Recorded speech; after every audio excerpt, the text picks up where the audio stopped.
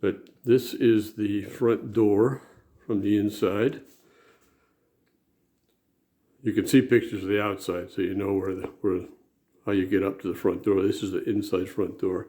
And this little lobby inside the door, there's a map here with a legend on it of all the people who lived in the area. So you can see the little numbers on the map and the names on the side. When you first come in the front door, there's a set of steps, and these go up to Levon Helm's room. He wasn't here at the beginning with Rick and Richard and Garth, but he showed up later on to help with the recordings downstairs. At the top of the stairs, you take a right. You can see it was pretty cozy up here. There's a little dining room. There's looks like a fairly modern bath, or at least a modern shower. There's a kitchen. There's a new but retro-looking refrigerator and a little extra futon, footstool, that sort of stuff. Dining room table, little cubby hole here, little chair and desk area. Dormers up top here where you can duck your head a little bit to get down. There's the bed. Right now there's a larger screen TV up here that you can plug into your laptop or watch DVDs. A couple of very basic, interesting little chairs. Lots of Dylan artwork on the walls in here. We'll go back out the upstairs door and down the stairs again.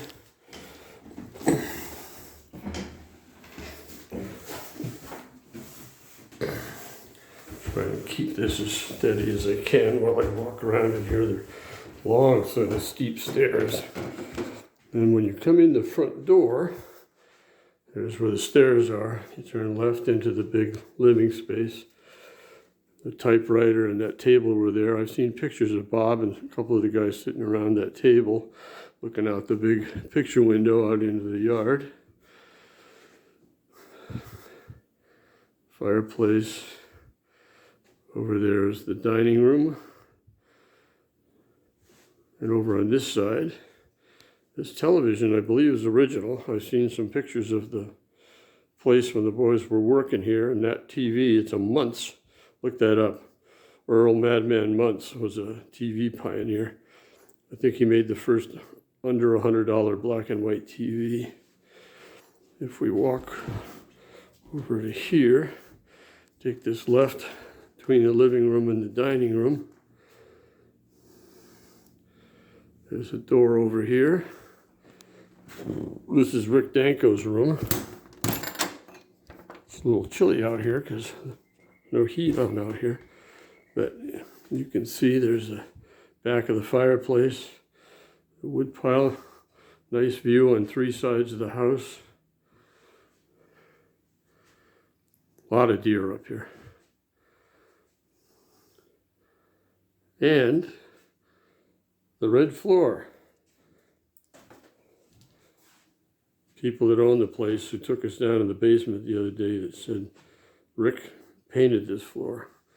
He just wanted something to do. I don't know where he slept out here unless there was a couch or a fold out or a futon-like thing out here, but for some reason he liked this room and it was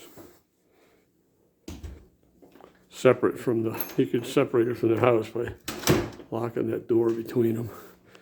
So if we go back through the living room, dining room, down the hallway here, this is the door to the basement, which is locked.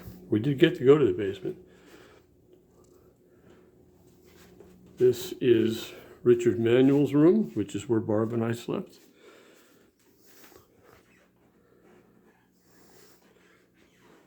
Got stuff strewn all over it because we're getting ready to check out later on.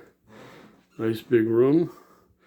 That window there is on the garage side of the house, which is where you get into the basement. There's the bathroom, linen closet. This is Garth Hudson's room. A lot of this is just as it was. They've updated some of the things, you know, to put it on Airbnb and VRBO, but for the most part, this is how it was when the boys were here working. And the kitchen. And this is pretty much the way it was. I've seen lots of pictures of them boys standing around the kitchen, sitting on the counter.